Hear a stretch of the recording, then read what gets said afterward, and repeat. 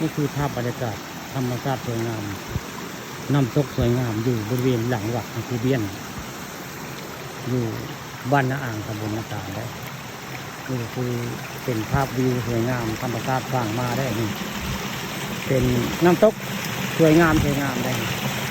น้ำตกสวยงามอยู่บริเวณวัดนาคูเบียนนี่ย่างก็ได้พ่อย่างได้ย่ำพระราชนี่นะครับบรรยากาศน้ำตกสวยงามอยู่บริเวณวัดนาคูเบียนบ้านนาอ่างตำบลนาตาลนะ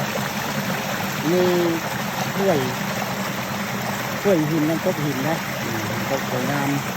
ธรรมชาติขัดอยู่บริเวณหลังวัดนี่คือหลังวัดนาคูเบียนนะมึงมีน้ำตกไหลแบบนี้นะมีน้ำตกสายทานไหลแบบนี้นะหน้าฝนแต่ที่แบบนี้นะครับธรรมชาติสวยงามน้ำตกขัดน้ำกับเป็นตะย่านเลยนะมากขัดนะนี่บรรยากาศขึ้นภาคขึ้นโพนพี่น้องมันขึ้นภาคขึ้นโพนได้บรรยากาศกับขึ้นภาคขึ้นโพนได้อยู่บริเวณหลังวัดนาคูเบียนห่างจากน้ำห้วยหินตาดแล้วมันมีภูเขามาหาหน่อไม้ได้เลยมาเห็นน้ำตกสวยงามเลยภาพน้ำตกสวยงามมาให้บ่งอยู่หลังวัดนาคูเบียนมีน้ำตกผักสวยงามนี่น้ำตกวัดนาคูเบียนอยู่บ้านอ่างตำบลนาตาลวัดให้ว่าสำนักสงฆ์นาคูเบียนตำนานพ้นตุยไรนาคูเบียนนี่เรือแต่ตำนานนะเรือแต่ตำนานวัดวารามนาคูเบียนเรือสำนักสงฆ์ของนาคูเบียนภาคเช้ามันนี่ก็ภาคปานคำผสมบรรยากาศบรรยากาศ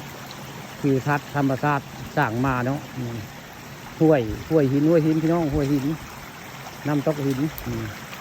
อยู่บริเวณหลังวัดบ้านนาอ่างตำบลนาตาลนะว่าห้วยหินตาดเลยห้วยหินตาดเลยห้วยหินตาดนะต้นชื่อห้วยหินตาดอยู่พี่น้องมันเป็นหินห้วยนี่ห้วยนี่เป็นหินนะห้วยนี่ก็เป็นหินได้เป็นชื่อห้วยหินตาดเลยห้วยจะเป็นหินได้นี่คือธรรมชาติสร้างมาคักบุกย่องบุกน้ำตกน้ำตนใครมาบริเวณสำนักสงฆ์คูเบียนนี่มาน้ำคักเลยงามพี่น้องคักอะไรคือทัดสวยงามยินวัดวารามเป็น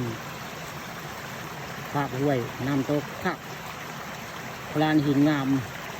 เป็นผ้ากับมืดพ้นพี่น้องพื้นเนี่ยทำท่าผมที่ตกไปเบิ่งเลย